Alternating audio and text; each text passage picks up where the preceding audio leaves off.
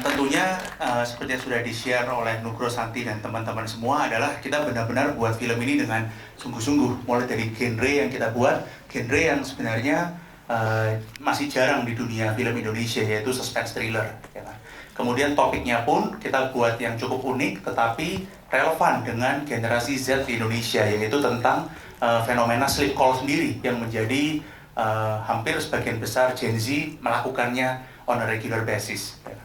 Kemudian tentunya dari cast-nya bermain dengan sangat baik, kemudian dari alur ceritanya yang ditulis oleh Mas Monji juga sangat baik, sampai akhirnya hopefully teman-teman senang menikmati film Sleep Call ini, dan juga dari sisi cinema experience-nya ya.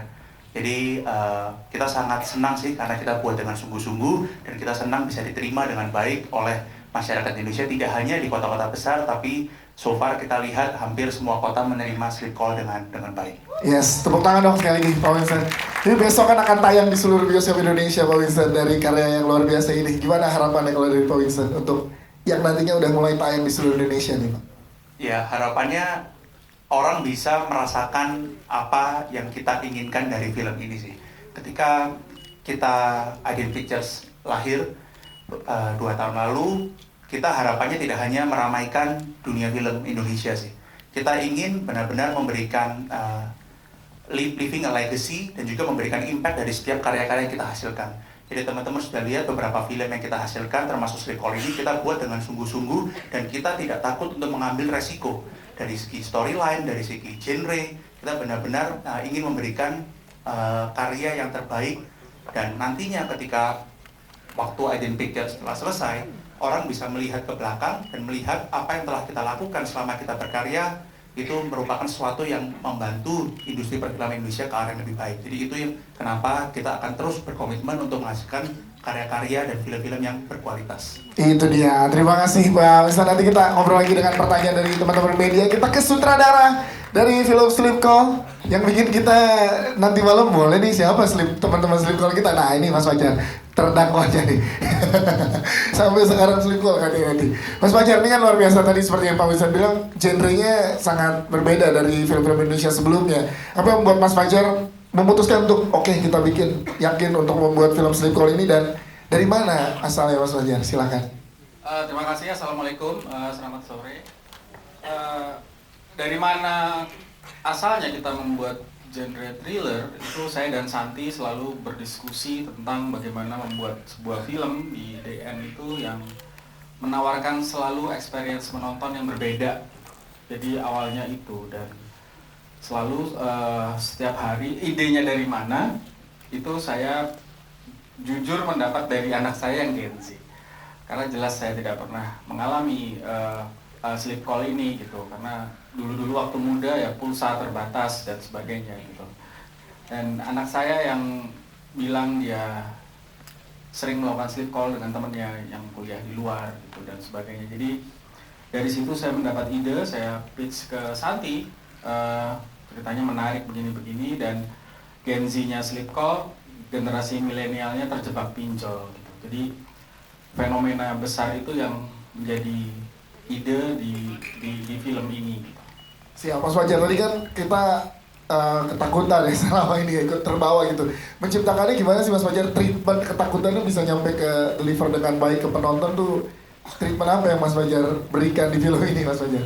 Iya, banyak orang berpikir melihat hantu tuh takut gitu. Tapi bagi saya itu lebih menakutkan gitu. Jadi setuju sekali. Ada banyak hal sebenarnya yang bisa bikin kita ketakutan. Kalau saya tiap hari naik komuter lain, itu saya melihat wajah-wajah orang-orang yang ketakutan. Kita lari-lari di peron kereta, ngejar kereta itu karena ketakutan ketinggalan, karena ketakutan gak dapat kursi, karena ketakutan telat sampai kantor, karena ketakutan dimarahin, karena ketakutan semua hal itu sangat menakutkan kadang-kadang bagi kita. Makanya orang tuh berdesakan, jarang berbagi, ngerobot. Itu karena pada dasarnya mereka takut terhadap sesuatu. Nah, sesuatu itu yang berusaha kita cari, apa ya gitu. Pasti ketakutan terbesar manusia. Siap, itu dia. Tepuk tangan dong untuk Mas Fajar. Sebelum kita lanjut, kita juga kedatangan satu cast lagi dari film Sleep Call. Erika, silakan boleh bergabung bersama kita. Tepuk tangan dong untuk Erika. Waalaikumsalam. Iya. Kita paham tadi kan izin kerja emang ya kan. Silakan ada di sebelah. Mbak, kursinya belum? Sebentar masih di Sini, sini.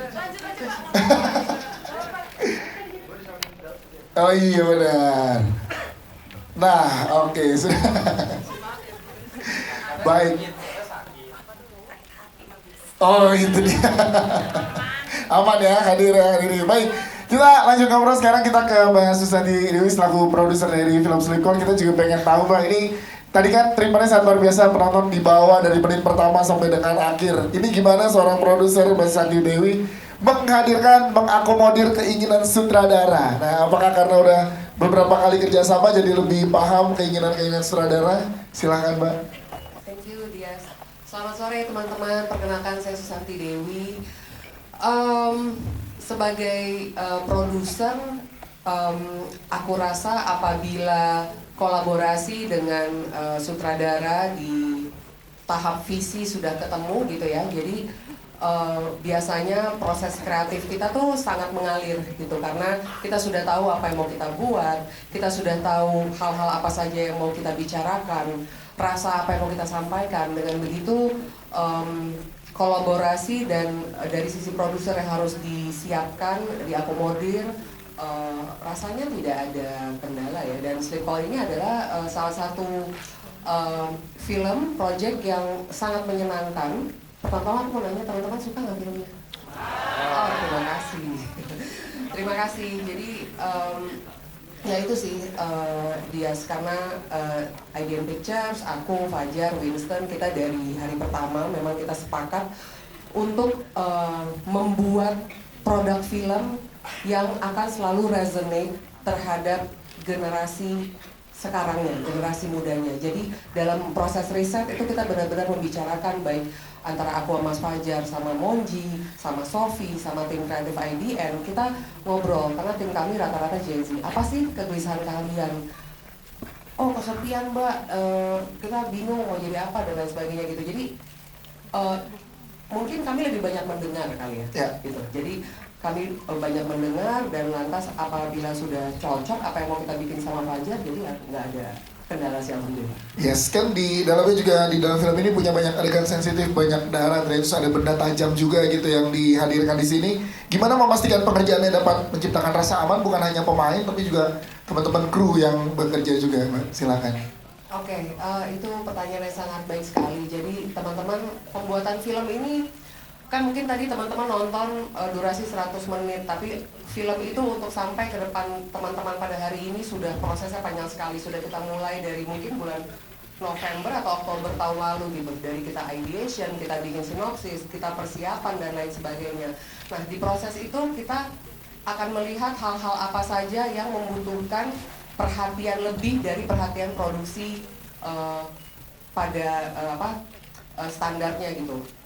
Kami sadar betul pada saat kami membuat film Slipknot, hal-hal yang ingin kami bicarakan itu memang beberapa hal sensitif gitu.